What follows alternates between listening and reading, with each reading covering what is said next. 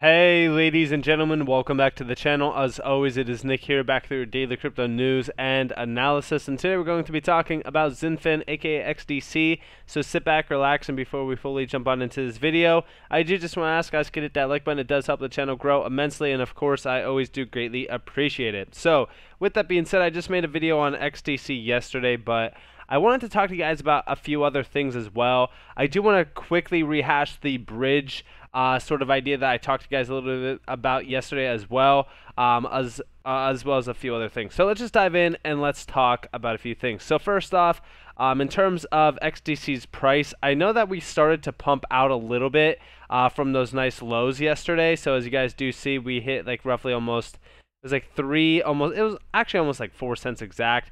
Since then, we actually are up about 10%, which is pretty significant. On the 7-day span, you guys could definitely see the price action really kind of starting to jump out because we came down to about like 3.5 cents. Now, obviously, I'm not going to get too excited on the price action because, you know, again, as we are really kind of looking at the market, there's really nothing to be excited about in terms of altcoin movement just yet. And I'm not trying to rain on anybody's parade. I'm just trying to tell you guys, like, listen, do not FOMO in. We will most likely come back down and test some lows. So I'm just saying, you know, just be aware of that. Don't FOMO in just yet. But I will say this though, it's great to see XDC turning green and, you know, being on some of the top gainers list. If you guys go to the 24-hour span, you guys do see it is the #1 out of the top 100 in terms of the most percentage gained, with of course a few other ones following right behind it. Now on the 7-day span, you guys can see that there's still some nice green on the altcoin market, but you know, for the most part, we're still in the red on most altcoins. And even, you know, for an example, XDC is still in the red on the 7-day span, even with the 10% gain on the 24 hours. So, again, nothing too crazy to be excited about, but, you know, it is great to see XDC having that nice price move. Now, I do want to talk to you guys about a few things before we do really get into the juicy stuff. So that is, of course, Metaverse and Metablocks form strategic partnership for 3D spatial development and architectural services in meta cities on Metablocks Metaverse. Now, you might be wondering, why am I even talking about this? Does this have anything to do with Xinfin? And yes, before we really kind of jump into this, I don't know if you guys remember when I made my video on the metaverse within Xinfin, but basically Metablocks is powered by Xinfin, which is going to be great because a lot of this is going to be powered by Xinfin itself, and we actually do see here the digital assets are stored in the Xinfin smart contract and can be transferred as well. So this is really going to be the metaverse of Xinfin, and I actually do like the idea of this actually being a nice strategic partnership in terms of furthering the metaverse development. And I think that this is awesome to see. As you guys do see how this will work, essentially Metablocks' vision is to create a unique ecosystem where users can create, own, and monetize their experiences using token blocks. The native utility token citizens of Metablocks are provided with a unique passport to enter the metaverse, purchase land and rare goods such as NFTs, and create their dream projects. Now we do see down here Metablocks offers high quality 3D graphics and truly immersive experience. There will be a do-it-yourself user-friendly tools on Metablocks for users who want to build their own projects.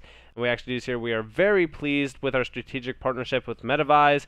This allows us to create a stunning experience that will catch users' eyes, offer professional 3D spatial development and architectural services to our property investors and business operators, expediting their property development cycle and improving return on investment. As people spend more time in the digital space for leisure, commerce, and work, their expectations of user experience in the metaverse will be much higher, and one that is closer to real-life experiences.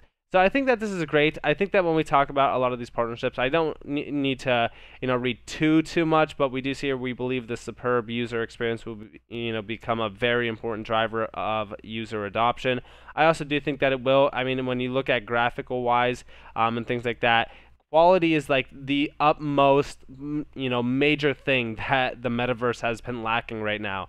A lot of the projects that I do foresee, you know, continuing to launch just lack, you know, great graphics. It almost looks like we went back in time in terms of graphics. So when we talk about this, I think that this is awesome, and I think that it, you know, being built on, you know, something like Xinfin is something to definitely, you know, again take note of, because I don't know if you guys remember, but I was talking to you guys about Zilliqa when nobody else was talking to you guys about Zilliqa at all, and then all of a sudden we did that massive run just recently, and that's when everybody wanted to get into Zill. And you guys do see exactly what ended up happening after they jumped into Zill at that time. You know, look at the massive downtrend. Again, we were in this at around like 3 some cents, and this ran to like 22 cents. So significant gains. And again, you know, Zill was building out that metaverse, the Metapolis, right? Incredible graphics. It started to do a massive run. Again, the same thing I foresee happening with, again, Xinfin. Now also, don't forget that Xinfin has other use cases as well. Plug-in weather forecast node by XDC supercharges climate data modules with blockchain instruments. This is also pretty significant. I've always said pay attention to the real-world use cases that blockchain technology can provide, because that's what's going to allow for ease adoption. All right, existing weather information technology is outdated. Here's why. Weather intelligence platforms collect weather-related information from distributed radar and satellite systems. While this is useful for gathering data in remote corners of the globe, or from remote corners of the globe, sorry, it limits the scope of weather forecasts to wider geographic regions such as cities and states. These generic weather forecasts do not provide details on how the weather will change in a specific street or neighborhood, but having this type of information empowers businesses to make more informed decisions. And again, you know, this being built within Xinfin is also a great thing. And we actually do see down here, you know, blockchain technologies reconsider weather data management. With every industry getting disrupted by the new technology, blockchain wins over competitors by offering immutability, trust, security, and decentralization. Putting weather data at a granular level on the blockchain powers many use cases with real-time data at the push of a button. And we actually do see down here, XDC's plugin, decentralized Oracle network, offers support here. The plugin weather forecast node, plugin WFN, addresses weather data problems. And we talked about plugin here and there. It wasn't like a major, you know, scope, but you know, again, a lot of these, you know, partnerships or not partnerships, projects that are built within Xinfin will lead to incredible partnerships down the road. And I think that when we talk about these real-world applications, these matter greatly. Although they seem small in retrospect, they're actually fairly large, especially when they are adopted, you know, on a global level. I also think that when we talk about things like this, these don't really need, you know, that much of regulations. When you talk about like cross-border payments and payments in general, or like trade finance, a lot of that all calls for regulatory compliance. And, you know, again, it's hard to get that in time. These are things that could happen right now in terms of partnerships. And I think that this is awesome. I think that this is great to see. Now, let's talk about trade finance. So, XDC ITFA currently boasts over 300 members comprised of banks, hedge funds, insurance companies, law firms, and corporations actively involved in trade finance. And that's basically what it says down here. Shout out to CryptoNerd D. But yeah, I think that this is awesome. But I want to do a little bit of a deeper dive in on this. So let's actually go look at a few things. So first off, here's ITFA talking about Xinfin's XDC network, the first blockchain company to join the global TFD initiative. Now, talking about that TFDI, that's basically established by ITFA. So ITFA knows about Xinfin. They understand exactly what Xinfin is doing. Pretty significant. Now, let's actually look at the About Us page of ITFA. The International Trade and Forfeiting Association, ITFA, is the worldwide trade association for companies, financial institutions, and intermediaries engaged in global trade, forfeiting, supply chain, and receivables financing. Now, of course, they have over 300 members, etc. You guys can read all about this if you want, but this is where I want to focus on. Their mission statement: delivers unique opportunities for networking with a professional community, disseminates knowledge and provides education, contributes to creating a safe, transparent trade finance industry, cooperates with partner associations across the trade finance spectrum to promote the interests of its members and their treatment by regulators and legislators, is at the forefront of understanding current and emerging changes, challenges, and opportunities in trade finance and protecting the interests of the incumbents, continuously improves governance and best practice and shapes rules, laws, and documentation that affects its members and the industry, attracts new skills and talent to the trade finance industry, and facilitates the expansion of trade and trade finance globally. Now, all of this goes hand in hand exactly with what we are trying to do within trade finance. All of these markets, every single market, I'm not even talking about what Xinfin's focused on, every single market will essentially have that disruptive state where we do move to some sort of crypto technology. It could be blockchain, it can't be blockchain. Doesn't matter.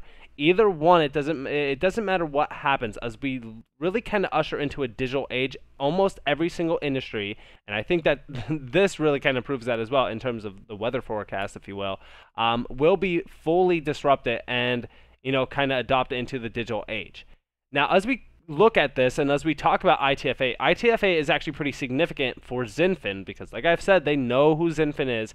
They're focused on trade finance. They're focused on, truly disrupting trade finance and really kind of moving towards, a digital age as well, because that's exactly what a lot of their trade finance, sort of companies and, members are basically focused on as well.